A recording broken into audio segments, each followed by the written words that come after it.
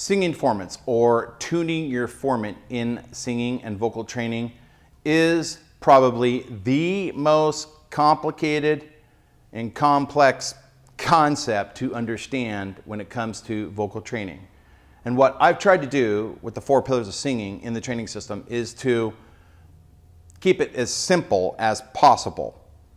Believe me, you can go deep, and even I would be lost on some of the deep information in regards to formants and acoustics at that scientific level. I've got books on it, but that's not my job, is it? My job is to understand enough about it to help you learn to train and become a better singer. But obviously it's important if we have acoustic modes, and I'm making a big deal about vowels. Everybody who is a good voice coach is making a big deal about vowels. In my opinion, you can't have acoustic modes and discussions about vowels without understanding just a basic level of what formant is. Now, formant, that's a fancy voice lesson talk. What does it really mean? Formant in singing is not the physical dimension of your vocal tract. When I say vocal tract, I mean the resonant space, okay? Where the sound waves are vibrating and resonating inside of. So formant is not the measurement of the physical tissue of the vocal tract, but it's really more the measurement of energy, resonant energy in the vocal tract, in the resonant space. A nice metaphor to help understand that better is if you take a bell and you gong a bell and it vibrates, and you put your fingertips on a bell, it's going to vibrate and tickle the tips of your fingers. That energy you feel in the tips of your fingers is the resonant energy. How much of that resonant energy, if it's strong or weak or what have you, is the formant. All right? When we sing and we train, we are producing formants and resonant energy in our vocal tract. Now, what happens is that resonant energy inside the vocal tract needs to be stabilized. It has to be balanced and aligned. And as we go higher in frequency or lower in frequency, in a sense, as we take our phonation package and we move it through time and the change and shift of frequency, the resonant energy inside your resonant space, the formant of your body, tends to become unstable. That energy stops being synergistic and begins to be chaotic.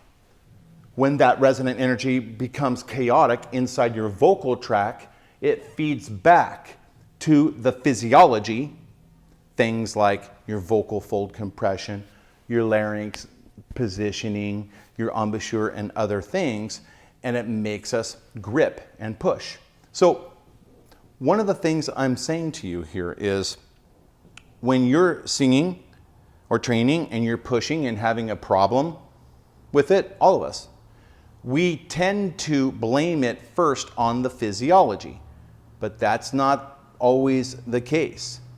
9 out of 10 times, it's not a problem with the physiology. That's not the source of the problem.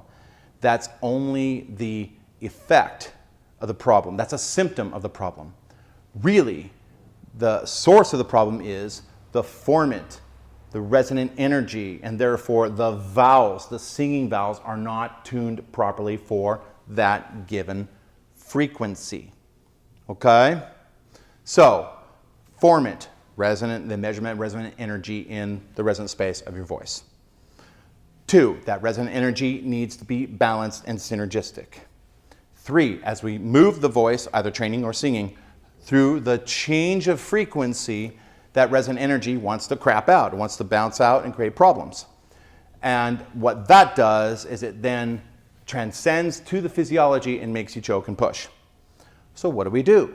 How do you keep the formant energy aligned and balanced as you're singing and training through different changes of frequency? You modify the vowel. Back to the vowel. The vowels, the singing vowels, are kind of like a steering wheel.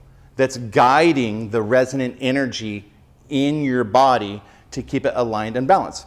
If the vowels, the singing vowels, or the formant is tuned properly, you can bridge your passaggio. You can bridge and connect smoothly. You can sing a super high C5 and go on and beyond in your voice if you're using the right vowels and you've balanced and aligned your formant energy. Now, it's not everything you need to worry about, but it's a big part of the story of good singing.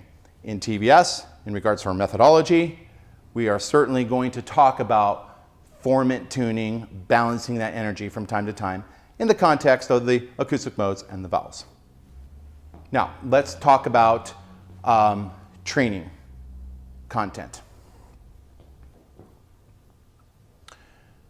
One thing that I'm particularly proud of about the Vocalist Studio and the work that we do and the 4 pillars of singing is, in some sense, unlike any of the other vocal training programs, and some of them are great, I own them and I've been inspired by many of them.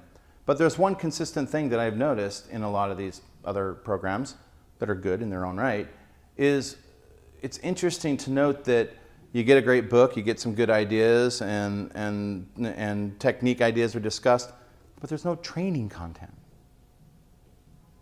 There's no content for you, the student of training. There's the person that wants to put a microphone in your hand and train for an hour every day and get stronger. It's, in some strange way, it's something that other schools and programs and products have missed. Not with TVS and the 4 pillars of singing. And because of that, I believe it's part of the methodology.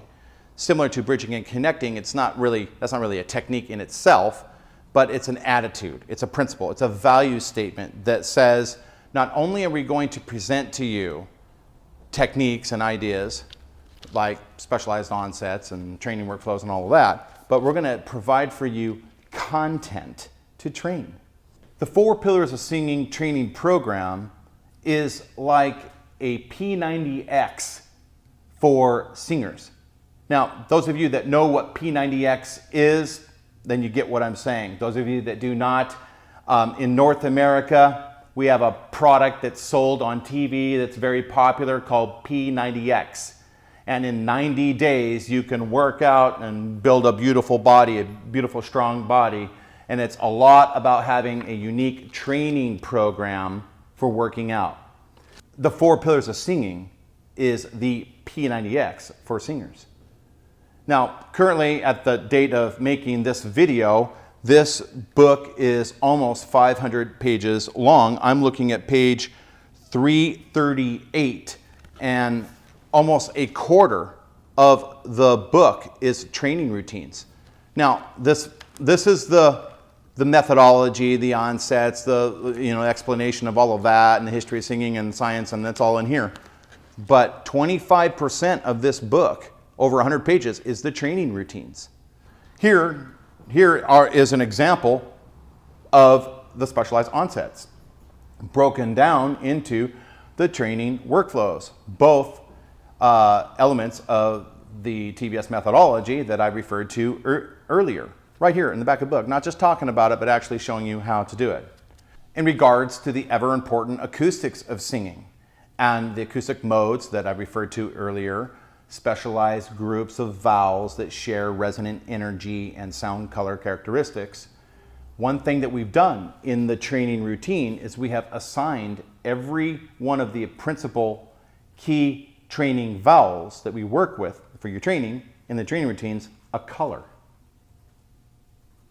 So the sound colors of singing, which can be kind of abstract to imagine sound colors because you can't see it, have been assigned a color as a visual metaphor. Now, for the first time, students of training can better understand the vowels and vowel modification by looking at each of the training vowels assigned a specialized color. Here are a couple examples of how we put those vowels together inside of vowel modification formulas.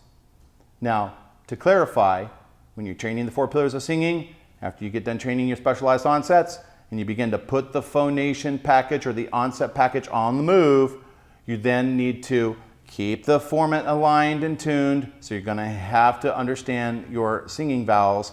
This is how you do it. If I show you an XY intercept graph that has from red to blue, you're going to understand that that's going to be a vowel modification formula or a movement of A to ishness in your singing vowels. Frankly, that's a great idea. That's the best idea I personally have ever seen in terms of understanding vowels in singing and the whole concept of vowel modification and keeping your format tuned. Beyond that, in the back of the book, we have tabled every single vocalese, which is fancy voice lesson talk for vocal workout that's in the program. The program has about 64 different workouts. Actually, it's about 33 different workouts, but each workout comes in a different speed and different key, which is pretty cool. So if it's too fast for you, you can train initially on the slower version until you get better, and then you go to the faster version. That's all laid out for you. Each one of those workouts have been summarized and tabled in the back of the book. So in these tables, you will build your own training formula that consists of choosing your acoustic mode, choosing which onset you want to use, and then putting those vowels from the acoustic modes together into a training routine. This is concrete, tangible content that you can use to practice. So you will never have the frustration of saying, I understand the techniques, I've read the book, but what do I do? How do I practice? How do I train it? With me and the TVS certified instructors and the TVS program methodology and this product, 4 Pillars of Singing, you'll never have that problem. Training is important. Otherwise, we're all just talking about theory. You got to actually get out there and do it. So, those are what I believe to be the most important elements or principal concepts that make the TVS methodology what it is. If you're a teacher and you're training with me, you're going to become an expert in that and the ability to teach those concepts to your students. If you're a client and a student of training technique and you work with me or a TVS certified instructor, those things are going to be what you'll become an expert at. And believe me when I tell you, the combination of the vocal modes, the onsets, the training workflows, and the comprehensive routines in the back, all funneled and channeled towards the primary objective, if you will, of learning to bridge the registers and connect in the head voice, is exactly what you need. Now, sorry, I didn't want to make this sound too much like a marketing pitch, but it's all in here, and that's what the TVS methodology is about. And I look forward to helping you guys continue on with this. Now let's move through to the program.